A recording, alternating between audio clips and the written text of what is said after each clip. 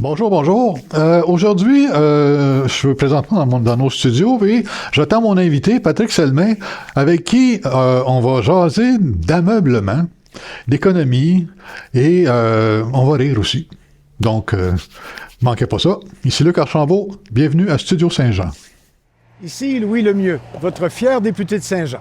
La chaîne que vous regardez en ce moment, sur Facebook ou sur YouTube, c'est Studio Saint-Jean, la chaîne télé de votre député au service de la communauté, pour nous aider à communiquer plus, pour nous connaître davantage, pour mieux travailler ensemble. Et c'est facile, vous pouvez nous proposer des sujets ou des invités et vous pouvez même faire partie de l'équipe bénévole d'animation. Vous nous écrivez à production@studio-saint-jean.tv.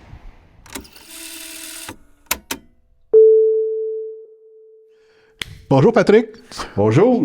Écoute, Mobican, une entreprise de Saint-Jean qui est là depuis 35 ans. 35 ans, Oui. minimum. Et tu fabriques des meubles. Oui. Ben, pas n'importe quoi, par exemple, des meubles de haute gamme, de haute qualité, de grande qualité. Je sais que tu es à l'international dans les ventes, ces choses-là. Parle-moi donc un peu, parce qu'on n'arrive pas à cette place-là. Le premier jour, j'imagine que c'était un cheminement que tu t'étais amené là. Tout à fait. Ben, 35 ans, c'est quand même une période assez longue, mais c'est quelque chose qui se fait de façon graduelle. Puis, j'aime pas nécessairement, oui, c'est des meubles haut de gamme, mais le terme haut de gamme, ça a souvent la connotation dispendieux. Ouais. Puis nous, on aime dire que c'est des meubles à haute valeur. C'est-à-dire que le prix qu'on paye versus la qualité qu'on a, je pense qu'on a un ratio qui est difficile à battre dans les fabricants de meubles nord-américains. Ah, c'est bon, ça. C'est bon, ça. Fait que c'est un peu notre motto par rapport au genre de produits qu'on fabrique. C'est vrai, ben, j'ai vu des photos, en tout cas, de vos meubles. C'est un beau style. C'est un style éternel, je te dirais. Là. Ça se Je dirais que c'est un style, oui, une influence un peu européenne. Ouais. Un style épuré. Bon, on a quand même une gamme de produits, des styles beaucoup plus contemporains. Il y a des styles qui sont un peu plus neutres.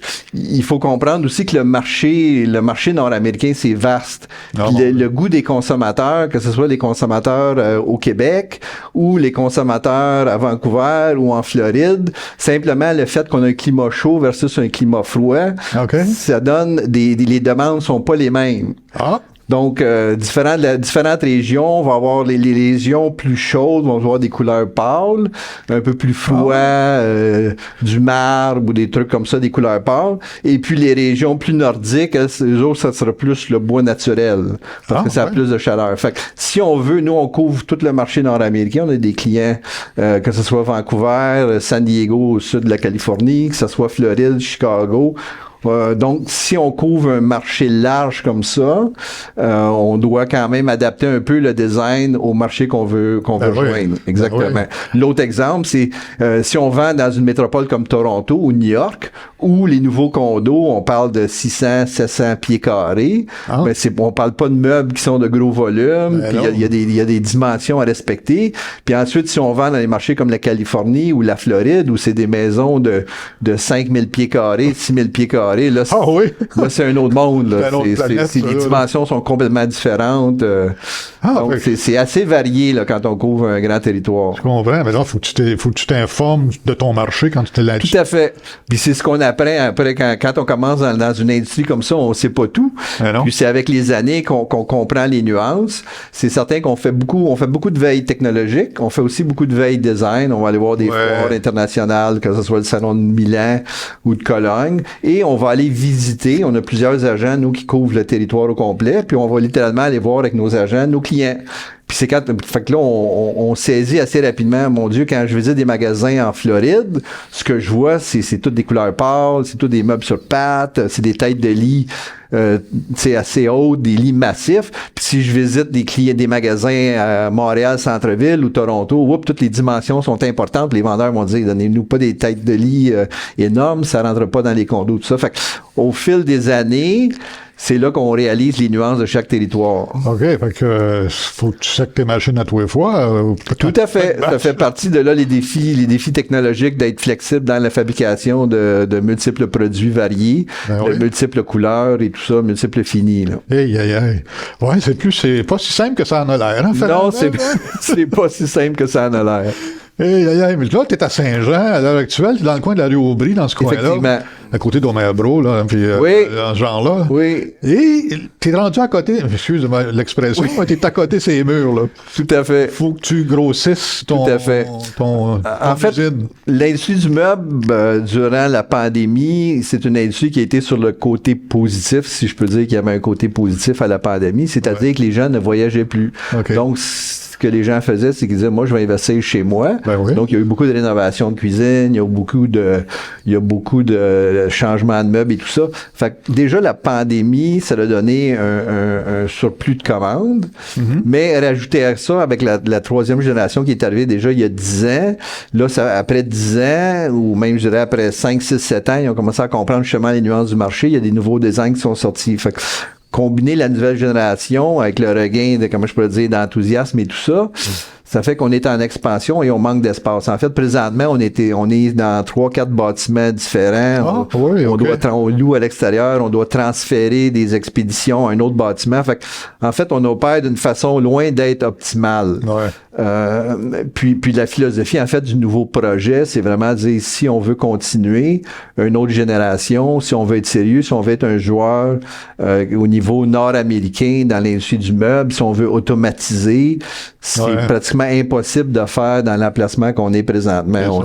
On est limité, on est littéralement, on dit à des clients, il y a des plus gros clients qui veulent nous donner d'autres commandes, on leur dit on n'a pas la capacité, ça nous est impossible en ce moment d'augmenter de façon importante la capacité de production avec les installations qu'on a. Donner l'exemple, on a un département de rembourrage qui est dans un petit local, puis on est limité à peu près à 3-4 produits qu'on fabrique dans ce local-là, qui est loué près de l'usine. Heureusement, on a pu trouver un emplacement près. Mais on est bloqué, on peut pas faire plus de produits rembourrés jusqu'à temps qu'on ait plus d'espace physique pour fabriquer. Puis là, tu penses bâtir une autre usine. En fait, c'est exactement le projet, c'est vraiment de se donner. Présentement, on a environ 40 000 pieds carrés où on est. Puis on loue grosso modo un autre 10 à 15 000 pieds carrés à l'extérieur. Okay. L'idée, c'est de regrouper tout sous un même toit, la fabrication. L'autre avantage, c'est qu'on va intégrer aussi de la nouvelle équipement, de la nouvelle automatisation en même temps. Donc, tout le plancher, là, je vais utiliser un terme anglais, le layout du plancher, va être repensé puis va être planifié en conséquence de l'automatisation qu'on va implanter de cette nouvelle usine. Ah, OK. Donc là, tu as besoin de plus d'espace pour tout à fait. L'autre chose, c'est que présentement, on n'a pas de l'espace pour faire un salon ou un showroom ou un salon de montre de nos produits où on est. Et ça fait partie du nouveau projet. Maintenant, nous, on ne vend pas aux consommateurs directement. On va via des détaillants. Par contre, c'est important pour nous de faire venir des détaillants à l'usine. Puis faire venir des détaillants, ça inclut faire venir des détaillants américains. Puis de faire un peu une université Mobilican et de faire visiter l'usine, qu'ils comprennent notre processus, pourquoi que notre produit est haut de gamme, pourquoi que notre produit il a une si bonne valeur, qu'est-ce qu'on maîtrise dans la fabrication de nos produits, puis ensuite faire l'éducation des différents produits, des lignes de produits, tout ça. Fait qu'avec la nouvelle salle de montre, ça va être un avantage définitivement d'enrôler nos détaillants et les gens qui vendent nos produits chez nos détaillants, les vendeurs de plancher sur notre produit. Fait que ça va être un atout de marketing important. Oui, absolument. Parce qu'on veut voir avant d'acheter. Tout à fait. Puis pour la personne qui vend le produit, de visiter une usine puis de comprendre, les autres c'est exclusif ce qu'ils font, bien, ils vont pouvoir en parler de façon avec plus de connaissances parce qu'ils ont vu le procédé puis une image vaut 1000 mots. Quand les gens visitent l'usine, là, ils deviennent des ambassadeurs incroyables de notre produit. J'en doute pas. Parce que c'est vrai, bon, tu sais, quand je suis rendu vendeur dans un showroom d'un détaillant. Tout à fait. Puis le gars qui m'a vendu les meubles pour que je les mette dans mon showroom. Tout à fait. Puis je l'ai vu comment que ça montait.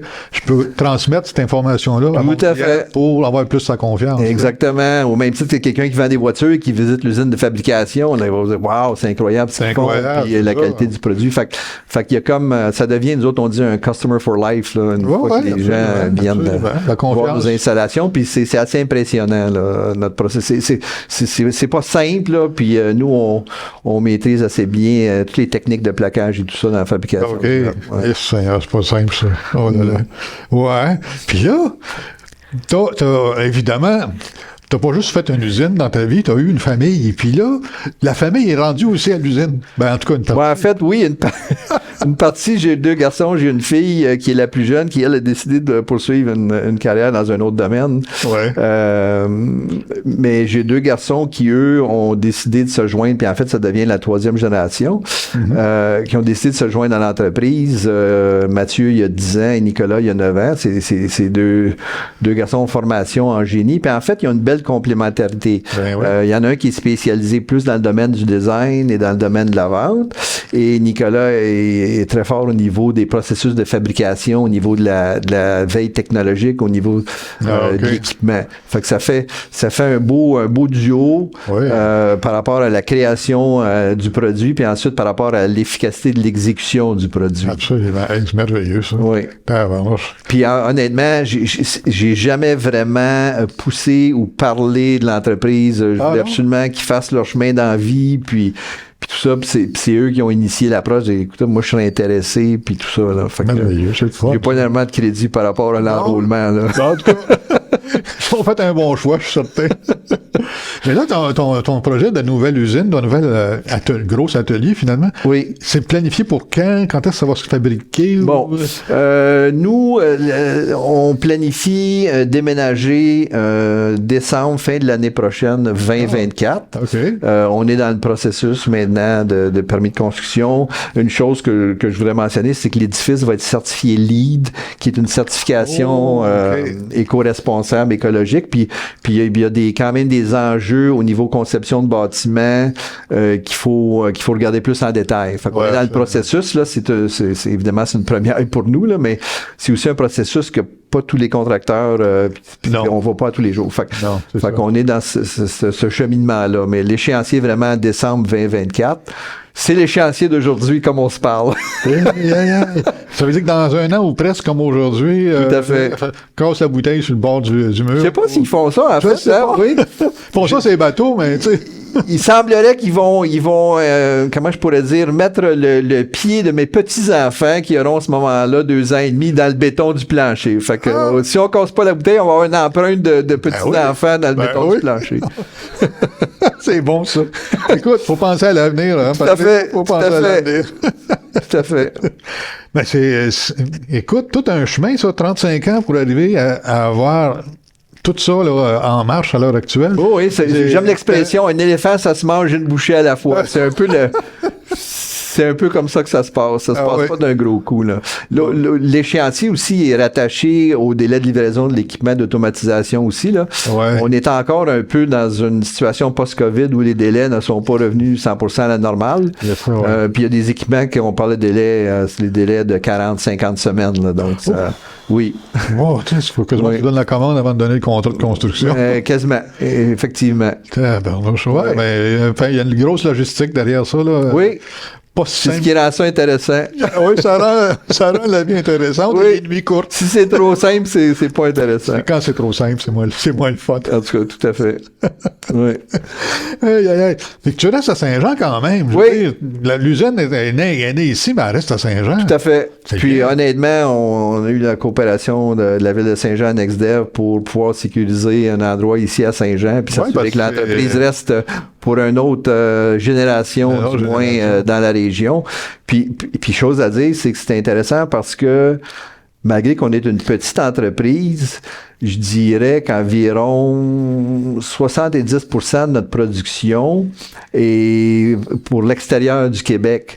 Ah. Donc, moi, ce que j'aime dire, c'est 70% de nos revenus, c'est de l'argent d'ailleurs qui revient dans notre communauté. Ah, c'est bon, ça. Okay? Puis ça, c'est intéressant parce que dans mon livre à moi, c'est ce qui fait avancer la richesse dans une communauté, c'est d'aller prendre l'argent ailleurs puis de la ramener dans notre communauté. Maison, puis avec cet argent-là, ben là, on va payer notre comptable, puis on va payer notre notaire, puis on va payer nos contracteurs électriciens. Puis oui, des fois, on achète du bois qui vient des États-Unis. Donc, il y a une partie de cet argent-là qui ressort de la communauté, mais il y a une majeure partie qui reste dans notre communauté. C'est de l'argent d'ailleurs.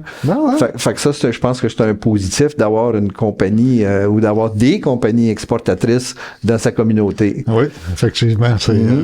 Puis ça donne aussi la visibilité. Je veux dire, le monde tout à fait. voit plus. Il y a aussi une visibilité.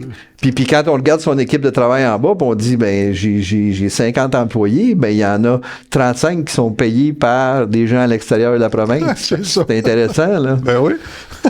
C'est bon, ça.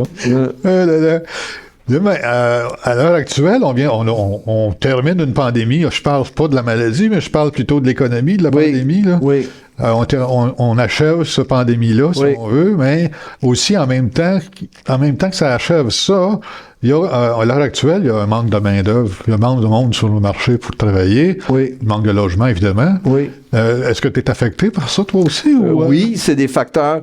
Au niveau de la main-d'œuvre, c'est un facteur qui nous affecte. Puis, on croit sincèrement qu'avec l'ajout d'une nouvelle installation beaucoup plus moderne, l'entreprise qui va être climatisée d'ailleurs pour les employés aussi, là, la production complète, des installations beaucoup plus modernes, ça va définitivement aider dans le recrutement. Nous, on a été quand même assez...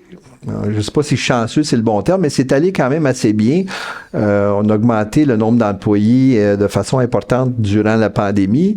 Puis, il y a beaucoup aussi de références internes, c'est-à-dire des employés qui parlent à des amis ou des gens qui qui disent « Écoute, moi, je travaille là, c'est un bel environnement. » L'administration, aujourd'hui, c'est ces deux jeunes qui ont dans la trentaine. Fait que c'est une méthode de pensée différente de notre génération, si je peux, si je peux le dire ainsi. Bien qu'on essaie de s'adapter. Fait qu'on s'en est tiré relativement bien de ce côté-là. Ah, ben tant mieux. Oui. Tant mieux. Fait que c'est le fun de voir que Mobican continue sur sa lancée, puis qu'il va en faire pousser une autre usine chez nous encore, pour encore faire, comment je pourrais dire, vivre ici. Tout à fait. Non, puis comme père, c'est de voir, tu sais, de travailler avec ses enfants, c'est plaisant. Puis aussi, pour les employés, c'est rassurant de voir que l'entreprise devrait continuer une autre génération. Ben oui, c'est ça. Absolument. Bon. Il y a comment c'est ça. Il y a une assurance de continuité. Ben, pas une assurance, c'est un gros mot, mais il y a des très bonnes chances de continuité. Une bonne chance de continuité. Oui. Ça, c'est le projet pour les maintenant, mais c'est d'autres projets que tu prépares ou... C'est pas mal ça va nous venir occuper un petit bout, là. C'est certain qu'à travers tout ça, nous autres, on a des projets au niveau de marketing où on va augmenter l'effet, c'est-à-dire l'effort marketing, parce que la nouvelle usine va nous permettre de doubler la capacité de production. Oh, OK. Puis fait intéressant, c'est qu'on revient d'une foire, d'un salon de meubles aux États-Unis. Là, on était là il y a une semaine. Et puis, aux États-Unis, qui est la plus grosse foire commerciale de meubles en Amérique du Nord. Et juste le fait que nos clients entendent parler de la nouvelle usine, déjà, on dirait que ça donne un petit aura positif. C'est-à-dire, on sent de façon informelle, OK, les autres, ils font encore un mot anglais, un statement, mais une déclaration qu'ils veulent être un joueur encore pour longtemps, puis ils veulent être un joueur important. Ben, c'est rassurant. Mais rajouter à ça, on va augmenter nos efforts de marketing. Comme je disais tantôt, faire venir des clients, visiter l'usine, visiter le salon, la salle de montre. Pour aller combler encore plus notre capacité de production puis créer d'autres emplois aussi en parallèle. Oui, certain. Tout à fait. Hey, merveilleux. C'est merveilleux. Hey, merci, Patrick. Merci. Merci de m'accueillir ici. 35 ans. De me permettre de parler de notre entreprise. Je trouve qu'on n'en parle pas assez de nos entreprises. Puis je pense qu'on a une belle occasion là, d'en parler. Puis merci beaucoup d'avoir accepté de nous en parler. Ça me fait énormément plaisir. Bonne continuité. Merci, toi aussi. Merci. Merci de nous suivre, tout le monde. Écoutez, partagez ce lien-là. C'est important qu'on connaisse le monde de chez nous qui mettent l'épaule à la roue, qui font tourner notre économie. Et aussi qui nous emmènent des retombées pour notre réputation, évidemment. On est tous du bon monde ici. Et d'ici la prochaine émission, je peux juste vous dire de bien vous porter. Bye bye.